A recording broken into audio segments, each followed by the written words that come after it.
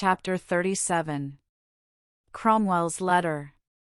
The very moment when the Queen quitted the convent to go to the Palais Royal, a young man dismounted at the gate of this royal abode and announced to the guards that he had something of importance to communicate to Cardinal Mazarin. Although the cardinal was often tormented by fear, he was more often in need of counsel and information, and he was therefore sufficiently accessible. The true difficulty of being admitted was not to be found at the first door, and even the second was passed easily enough, but at the third watched, besides the guard and the doorkeepers, the faithful Bernouin, a Cerberus whom no speech could soften, no wand, even of gold, could charm. It was therefore at the third door that those who solicited or were bidden to an audience underwent their formal interrogatory. The young man, having left his horse tied to the gate in the court, mounted the great staircase and addressed the guard in the first chamber. "Cardinal Mazarin," said he. "Pass on," replied the guard. The cavalier entered the second hall, which was guarded by the musketeers and doorkeepers. "Have you a letter of audience?" asked a porter, advancing to the new arrival. "I have one, but not one from Cardinal Mazarin." "Enter, and ask for Monsieur Bernouin," said the porter, opening the door of the third room. Whether he only held his usual post or whether it was by accident, Monsieur Bernouin was found standing behind the door and must have heard all that had passed. "You seek me, sir," said he. "From whom may the letter be you bear to His Eminence?"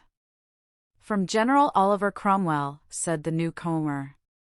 "Be so good as to mention this name to His Eminence, and to bring me word whether he will receive me, yes or no." Saying which, he resumed the proud and sombre bearing peculiar at that time to Puritans. Bernouin cast an inquisitorial glance at the person of the young man and entered the cabinet of the cardinal, to whom he transmitted the messenger's words.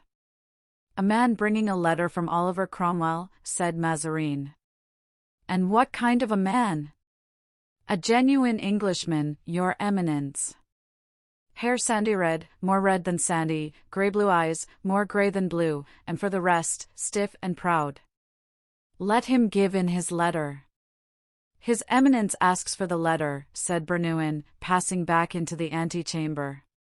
"His Eminence cannot see the letter without the bearer of it," replied the young man, "but to convince you that I am really the bearer of a letter, see, here it is, and kindly add," continued he, "that I am not a simple messenger, but an envoy extraordinary." Bernouin re-entered the cabinet, returning in a few seconds. "Enter, sir," said he. The young man appeared on the threshold of the minister's closet, in one hand holding his hat, in the other the letter. Mazarin rose. "Have you, sir," asked he, "a letter accrediting you to me?" "There it is, my lord," said the young man. Mazarin took the letter and read it thus: "Mr. Mordaunt, one of my secretaries, will remit this letter of introduction to His Eminence, the Cardinal Mazarin, in Paris. He is also the bearer of a second confidential epistle for His Eminence. Oliver Cromwell." "Very well, Monsieur Mordaunt," said Mazarin, "give me this second letter, and sit down." The young man drew from his pocket a second letter, presented it to the cardinal, and took his seat. The cardinal, however, did not unseal the letter at once, but continued to turn it again and again in his hand. Then, in accordance with his usual custom and judging from experience that few people could hide anything from him when he began to question them, fixing his eyes upon them at the same time, he thus addressed the messenger: "You are very young, Monsieur Mordaunt, for this difficult task of ambassador, in which the oldest diplomatists often fail. My lord, I am 23 years of age, but your Eminence is mistaken in saying that I am young. I am older than your Eminence, although I possess not your wisdom. Years of suffering, in my opinion, count double, and I have suffered for 20 years. "Ah, yes, I understand," said Mazarin, "want of fortune, perhaps. You are poor, are you not?" Then he added to himself, "These English revolutionists are all beggars and ill-bred. My lord, I ought to have a fortune of 6 millions, but it has been taken from me." "You are not, then, a man of the people?" said Mazarin, astonished. "If I bore my proper title I should be a lord." If I bore my name, you would have heard one of the most illustrious names of England. What is your name, then? Asked Mazarin. My name is Mordaunt, replied the young man, bowing. Mazarin now understood that Cromwell's envoy desired to retain his incognito. He was silent for an instant, and during that time he scanned the young man even more attentively than he had done at first. The messenger was unmoved. "Devil take these Puritans," said Mazarin aside, "they are carved from granite." Then he added aloud, "But you have relations left you?" "I have one remaining." 3 times I presented myself to ask his support, and 3 times he ordered his servants to turn me away. "Oh, mon Dieu!" "My dear Mr. Mordaunt," said Mazarin, hoping by a display of affected pity to catch the young man in a snare, "how extremely your history interests me. You know not, then, anything of your birth? You have never seen your mother?"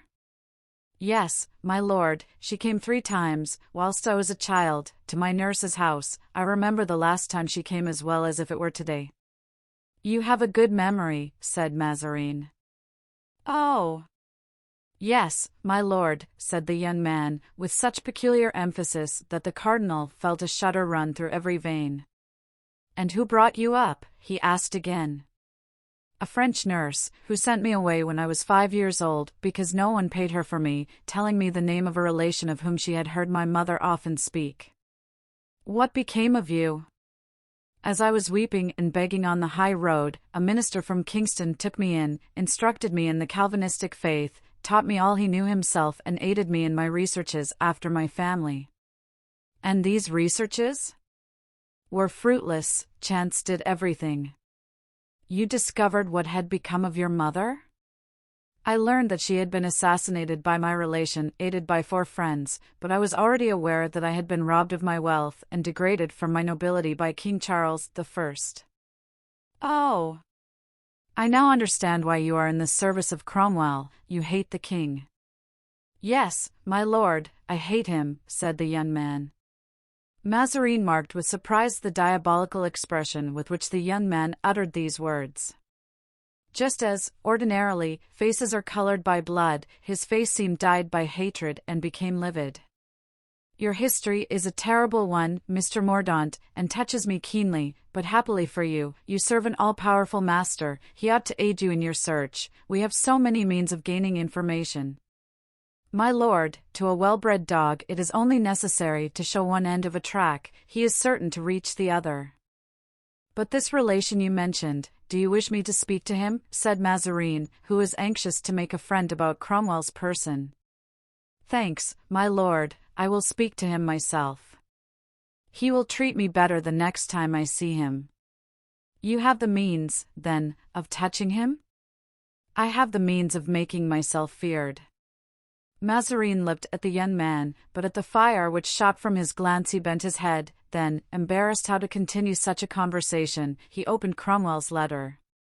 The young man's eyes gradually resumed their dull and glassy appearance, and he fell into a profound reverie. After reading the first lines of the letter, Mazarin gave a side glance at him to see if he was watching the expression of his face as he read.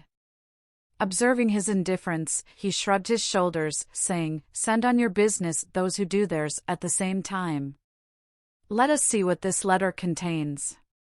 We here present the letter verbatim, to His Eminence, Monseigneur le Cardinal Mazarini. "I have wished, Monseigneur, to learn your intentions relating to the existing state of affairs in England. The 2 kingdoms are so near that France must be interested in our situation, as we are interested in that of France. The English are almost of one mind in contending against the tyranny of Charles and his adherents. Placed by popular confidence at the head of that movement, I can appreciate better than any other its significance and its probable results. I am at present in the midst of war, and am about to deliver a decisive battle against King Charles. I shall gain it, for the hope of the nation and the Spirit of the Lord are with me. This battle won by me, the king will have no further resources in England or in Scotland, and if he is not captured or killed, he will endeavour to pass over into France to recruit soldiers and to refurnish himself with arms and money. France has already received Queen Henrietta, and, unintentionally, doubtless, has maintained a center of inextinguishable civil war in my country. But Madame Henrietta is a daughter of France and was entitled to the hospitality of France. As to King Charles, the question must be viewed differently. In receiving and aiding him, France will censure the acts of the English nation, and thus so essentially harm England, and especially the well-being of the government, that such a proceeding will be equivalent to pronounced hostilities. At this moment Mazarin became very uneasy at the turn which the letter was taking, and paused to glance under his eyes at the young man. The latter continued in thought. Mazarin resumed his reading. It is important, therefore, Monseigneur, that I should be informed as to the intentions of France. The interests of that kingdom and those of England, though taking now diverse directions, are very nearly the same. England needs tranquility at home, in order to consummate the expulsion of her king. France needs tranquility to establish on solid foundations the throne of her young monarch. You need, as much as we do, that interior condition of repose which, thanks to the energy of our government, we are about to attain. Your quarrels with the Parliament, your noisy dissensions with the princes, who fight for you today and tomorrow will fight against you, the popular following directed by the coadjutor, President Blancmesnil, and Councillor Broussel, all that disorder, in short, which pervades the several departments of the state, must lead you to view with uneasiness the possibility of a foreign war, for in that event England, exalted by the enthusiasm of new ideas, will ally herself with Spain, already seeking that alliance. I have therefore believed, Monseigneur, knowing your prudence and your personal relation to the events of the present time, that you will choose to hold your forces concentrated in the interior of the French kingdom and leave to her own the new government of England. That neutrality consists simply in excluding King Charles from the territory of France and in refraining from helping him, a stranger to your country, with arms, with money or with troops. My letter is private and confidential, and for that reason I send it to you by a man who shares my most intimate counsels. It anticipates, through a sentiment which your eminence will appreciate, measures to be taken after the events. Oliver Cromwell considered it more expedient to declare himself to a mind as intelligent as Mazarin's than to a queen admirable for firmness, without doubt, but too much guided by vain prejudices of birth and of divine right. Farewell, Monseigneur. Should I not receive a reply in the space of 15 days, I shall presume my letter will have miscarried. Oliver Cromwell. Mr. Mordaunt, said the cardinal, raising his voice, as if to arouse the dreamer, my reply to this letter will be more satisfactory to General Cromwell if I am convinced that all are ignorant of my having given one. Go, therefore, and await it at Boulogne-sur-Mer, and promise me to set out tomorrow morning.